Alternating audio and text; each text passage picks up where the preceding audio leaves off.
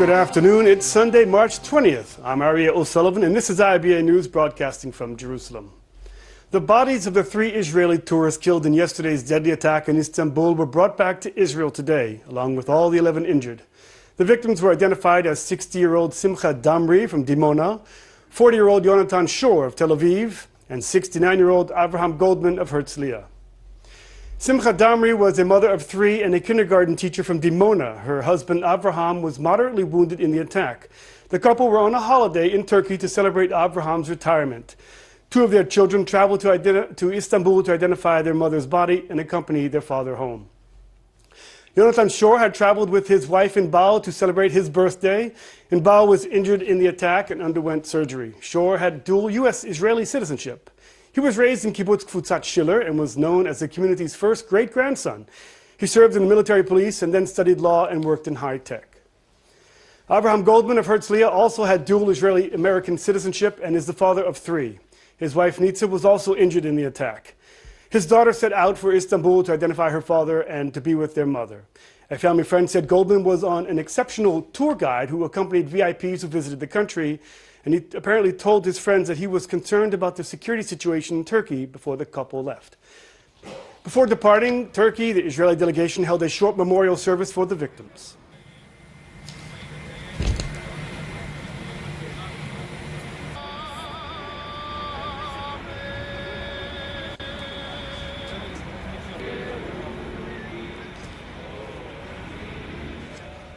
Planes with Magen David Adom personnel returned home today with the dead and wounded Israelis from yesterday's suicide bombing attack in Istanbul.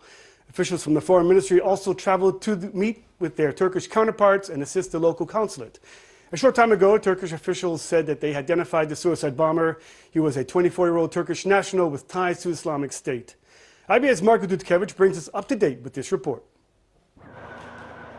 3 Israelis and 1 Iranian national were killed and 39 people injured in the suicide bombing that occurred in a busy shopping district not far from Istanbul's Taksim Square. The identity of the suicide bomber has yet to be released by the Turkish authorities. However, local reports said police had taken DNA samples from the father of the suspect.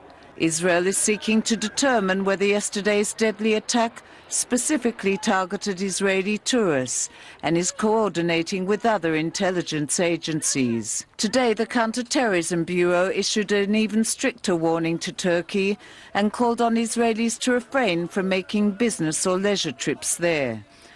Foreign Ministry Director General Dori Gold also set out for Istanbul to meet with officials today, marking the first high-level visit of an Israeli diplomat since relations between the 2 countries soured in May 2010, following the commando raid on the Mavi Marmara ship in which 9 Turkish nationals were killed. Turkey's Prime Minister Ahmet Davutoglu condemned the attack and in a message to Prime Minister Benjamin Netanyahu extended his condolences to the Israeli victims' families and a speedy recovery to the injured. There was no immediate claim of responsibility. However, Turkish officials mentioned the Islamic State or the Kurdish Workers' Party as the possible perpetrators.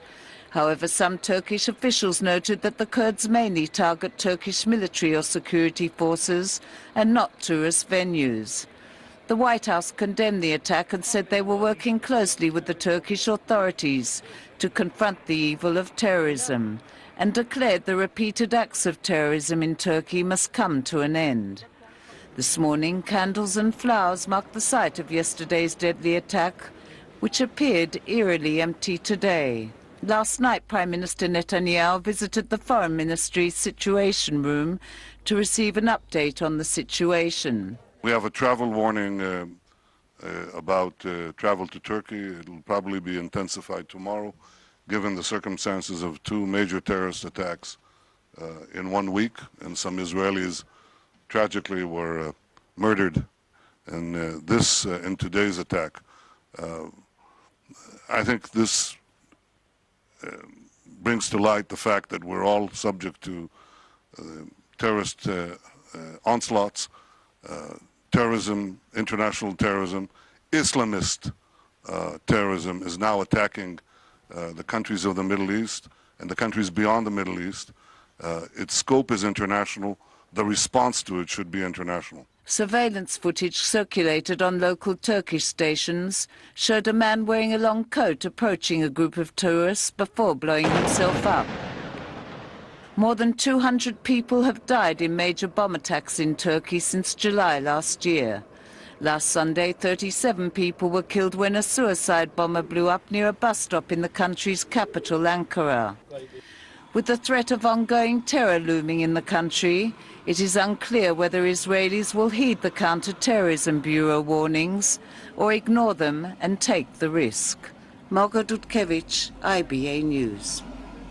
A female member of Turkey's ruling AKA party was fired after she tweeted that she wished all the injured Israelis had been killed in yesterday's suicide bomb attack in Istanbul. Irim Aktas of the AKA Justice and Development Party was head of the Media Relations and Women's Outreach Department.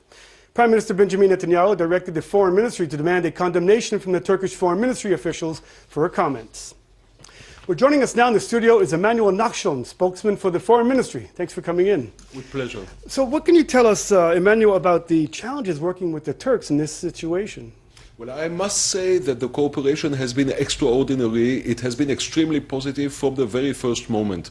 We have had coordination with the medical authorities in Istanbul, with the police authorities, and also with the governor of Istanbul and the mayor of the city. And all of this has been extremely positive. We have enjoyed really all possible cooperation. All doors were open. And this was really a pleasant surprise given the political difficulties that we have been facing in the last years between our two countries. Well, I wanted to ask you that. I mean, was this coordination, ironically, over this tragic event going to improve ties in some way with Ankara?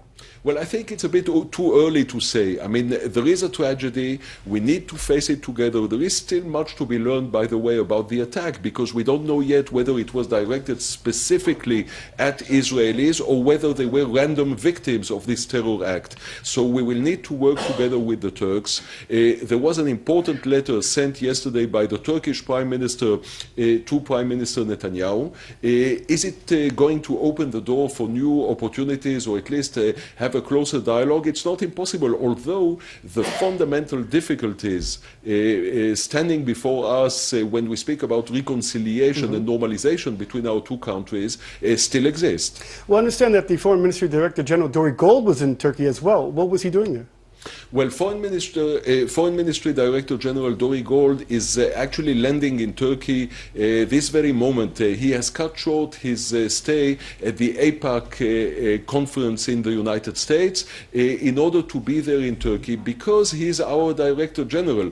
You know, we work very closely under the supervision of our Foreign Minister and Prime Minister, Mr. Netanyahu, who was also involved personally in helping and in giving instructions regarding the situation, but the presence of our Director General there on the ground is very important. He will be able to talk also to Turkish high officials, visit the Jewish community, and get a first-hand experience really of the situation that we faced over there. Emmanuel, can you tell us a little bit details about what aid the Foreign Ministry was able to give to the families and the victims of the attack?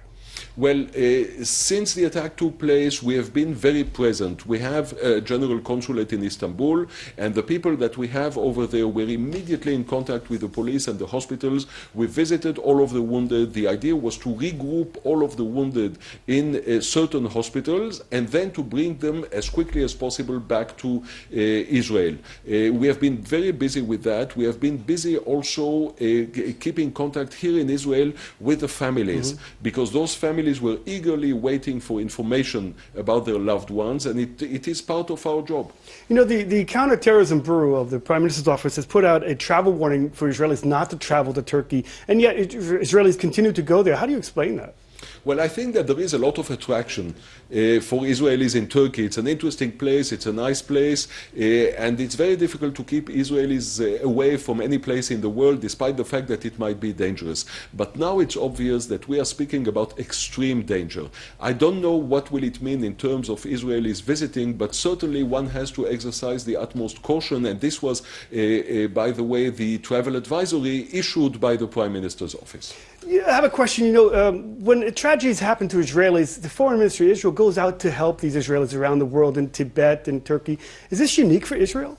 Well, it's quite unique. Compared to other countries in the world, I think that we are extremely involved.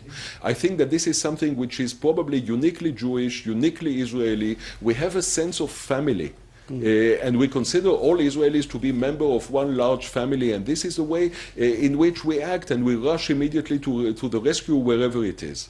Emmanuel, there was a person in the AKA party who criticized and put on Twitter that says that she hoped that Israelis would all be killed. What's your reaction to that? Well, we were appalled, and we were instructed by Prime Minister Netanyahu to act as quickly as possible to convey our feeling to the Turkish authorities, to the political party in question, and also to the government. And we have done it. We understood that this particular person was expelled from the party. I'm worried about those deep feelings of hatred that we can find among certain people in Turkey against Israel, because it reflects a deep hatred. And this is something that has to be dealt with by the Turkish authorities themselves. Emmanuel Nachshon, spokesman for the Foreign Ministry, thanks for joining IBA News. Thank you very much. Just over an hour ago, the funeral procession for former Mossad chief Meir Dagan began at the military section of the Rosh Pina Cemetery. Dagan passed away last Thursday at the age of 71 following a long battle with cancer. Earlier today, the decorated general's casket lay in state at the Mossad headquarters, where a special ceremony was held for the spy agency's employees, and current head of the Mossad Yossi Cohen and his predecessor Tamir Pardo addressed those in attendance. Dagan's family asked the prison service to allow former Prime Minister Ehud Olmert to attend the funeral, but this request was rejected. The family also requested that no media cover the event in order to allow current Mossad employees to take part. Terror continued throughout the weekend. Yesterday morning, a Palestinian teenager stabbed a border police officer near the Tomb of the Patriarchs in Hebron. The officer was transferred to the Hadassah Hospital in Jerusalem, where his condition was listed as stable. The 17-year-old terrorist was asked to present his identification documents when he pulled out a knife to attack a group of border policemen. He was shot dead on the spot. On Friday, a Palestinian man wielding an axe and knife who attempted to stab soldiers deployed at the Gush Etzion junction was also shot dead. And in a separate incident Friday, 2 Palestinians carrying knives were arrested by soldiers at the Sharei Binyamin industrial zone. We're in the middle of another terror attack in the Gush Etzion junction. What shows us that what we are doing as a state, as a government, what we've done against the terror, it's not enough. We have to act against the terror in a deeply way, in a way that we won't have the opportunity to come again, destroy all the base of the terror all over the area. Don't let them to drive in this special area. Police and the army are investigating the suspected torching of a home of a key Palestinian witness in the deadly arson attack in Duma last summer, in which 3 members of the Dawabshe family were killed. Authorities suspect that assailants set fire to the home of the witness, who managed to escape from last night's blaze along with his wife. The 2 suffered smoke inhalation and were taken for treatment at a nearby hospital in Nablus. The man had given testimony to authorities of last year's deadly attack. A gag order has been imposed on the investigation. In Gaza, 3 Hamas operatives were seriously injured and 5 others declared missing after a tunnel collapsed in Khan Yunis in the southern part of the coastal strip yesterday. This is the 11th such incident since the beginning of the year, in which over a dozen Hamas operatives have been killed or injured when tunnels they were working in caved in. The Palestinian media report suggests Israel may be behind the incident. Lona Chemtai, the Kenyan-born runner who won the Tel Aviv Marathon last month, has won another race. She finally became an Israeli citizen and has a good chance of representing the country in the upcoming Olympics in Rio de Janeiro this summer. The 27-year-old runner arrived in the country 5 years ago as an employee of the Kenyan embassy. She later married an Israeli who is also her coach, and the 2 have a 1-year-old son. On Thursday, following a long bureaucratic process, Chemtai was finally granted Israeli citizenship. אני צ'מטאי לונה. אני צ'מטאי לונה. פורלימה. מצהירה. שאהיה. אזרחית. נאמנה. למדינת. ישראל. בהצלחה. Now everybody support me, and now I'm going to get, so I'm feeling so really excited. Amid everything that's going on, we can always use some more encouraging news. So, in keeping with our Sunday tradition, here's a list of 5 good things that may cheer you up or may make you feel a little proud. First, Congratulations are in order. 17-year-old Israeli ice skater Daniel Sumchin brought home the gold as he won first place in the World Junior Skating Championship held in Hungary this weekend. Dozens of new immigrants from Brazil have arrived in the country last week. According to the Jewish agency, Aliyah from Brazil has more than doubled in recent years, and more than 1,000 Brazilian Jews have already started their Aliyah process. And the newcomers will be pleased to hear Israel has been ranked the 11th happiest country in the world, beating the US, Germany, and Brazil, according to the annual 2016 Happiness Index issued by the Columbia University. In Jerusalem, the marathon kicked off on Friday with over 25,000 runners from more than 60 countries. Among the athletes, there was a record number of groups and participants running for a greater cause, with the hope of raising awareness to diverse humanitarian projects. And last but not least, an Israeli 10th grader stumbles upon a new geometric theorem. Tamar Barabi, a 15-year-old student from Hod HaSharon, developed a new mathematical theorem as she was studying for her matriculation exams. An MIT mathematician praised the work, and Barabi was invited to speak to the Haifa University. Taking a look at the local finance, with no currency trading on Sundays, the shekel remains the same, while share prices on the Tel Aviv Stock Exchange started off the trading week in the plus column. Here's a look at the mid-afternoon numbers.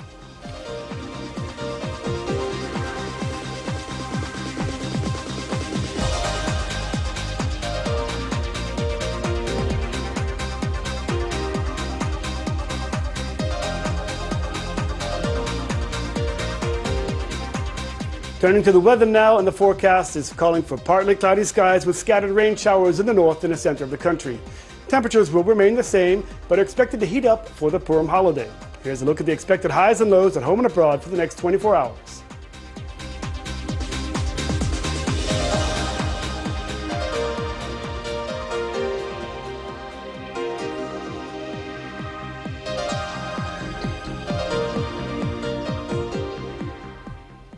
That's our broadcast of IBA News for today. Please join us again tomorrow when Laura Cornfield will be here to bring you the latest breaking news from Israel. I'm Aryeh O'Sullivan wishing you a good evening and a shalom from Jerusalem. And before we close, we leave you with visuals of Israeli ice skater Daniel Sumchin, who claimed an historic gold medal at the World Junior Figure Skating Championships.